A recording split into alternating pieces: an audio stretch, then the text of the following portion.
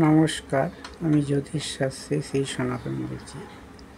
আজকে আপনাদের বলবো যে অনেকে অনেক পরিশ্রম করে, অনেক মেহনত করে, অনেক খাটাখাটনি করে, কিন্তু পরিশ্রম অনুযায়ী তাদের জীবনে উন্নতি বা সাফল্য লাভ হয় না। উন্নতি বা সাফল্য লাভ কেন হয় না? তার কারণ হচ্ছে তাদের যেই রাশি, সেই রাশি অনুযায়ী সেই ব্যবসা বা সেই কর্ম করে না। সেই রাশি অনুযায়ী সেই ব্যবসা বা সেই কর্ম করে, তাহলে জাতক বা জাতিকার উন্নতি খুব তাড়াতাড়ি হয় এবং সাফল্য লাভও খুব তাড়াতাড়ি করে। এখন আমি আপনাদের বলবো যে মিথুন রাশি জাতক বা জাতিকারা কী কর্ম করলে তাদের জীবনের সাফল্য বা উন্নতি তাড়াতাড়ি হবে এবং মান সম্মান যশ বৃদ্ধি পাবে।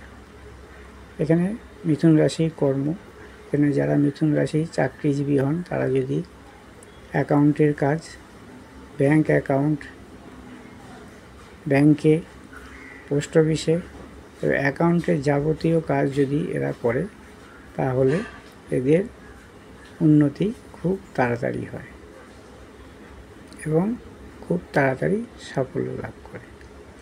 ব্যবসার মধ্যে যদি এরা খাদ্যদ্রব্যের ব্যবসা বা ইঞ্জিনিয়ারিংয়ের যেসব জিনিসপত্র, যেমন কম্পিউটারের জাতীয় ব্যবসা, কম্পিউটারের জিনিসে যেসব পার্টস লাগে সেই সবের ব্যবসা, এবং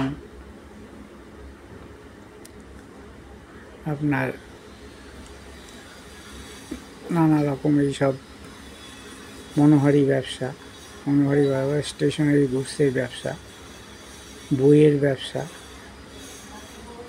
বই জাতীয় বা বিদ্যা জাতীয় যেসব জিনিসপত্র বিক্রি হয় সেই সবের ব্যবসা যদি এরা করে, তাহলে এদের সাফল্য উন্নতি দ্রুত হয়ে থাকে। এবং এরা যদি কেউ ডাক্তারি লাইনে যেতে চায়, তবে এরা সে ডাক্তার যদি মেডিসিন লাইন নিয়ে পড়াশোনা করে, তাহলে এদের দ্রুত সাফল্য উন্নতি হয়। এবং যদি ইঞ্জিনিয়ারিং লাইনে যেতে চায়, তাহলে এদের কম্পিউটার ইঞ্জিনিয়ার লাইন নিয়ে যদি পড়াশোনা করে, তাহলে এদের উন্নতি দ্রুত গতিতে হয় আর সাফল্য দ্রুত গতিতে হয়।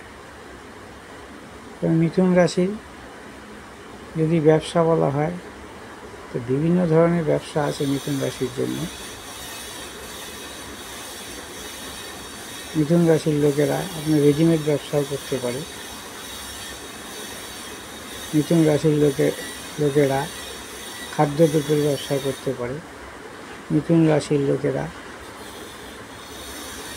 বিভিন্ন ওষুধের ব্যবসাও করতে পারে।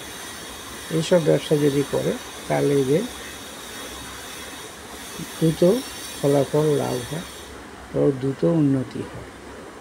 এবং যেসব জাতক জাতিকারা আসেন এই মিথুন লগ্নে বা মিথুন রাশি, সেই সব জাতক জাতিকারা যদি তাদের এই রাশি অনুযায়ী ব্যবসা বা কর্ম করেন, এবং বেসরকারি কর্মও আছে প্রচুর, বেসরকারি কর্মে এরা প্রচুর উন্নতি করে, সেই সব কর্ম যদি এরা করতে পারে, তবুও তাদের ভীষণ উন্নতি হয়। নমস্কার।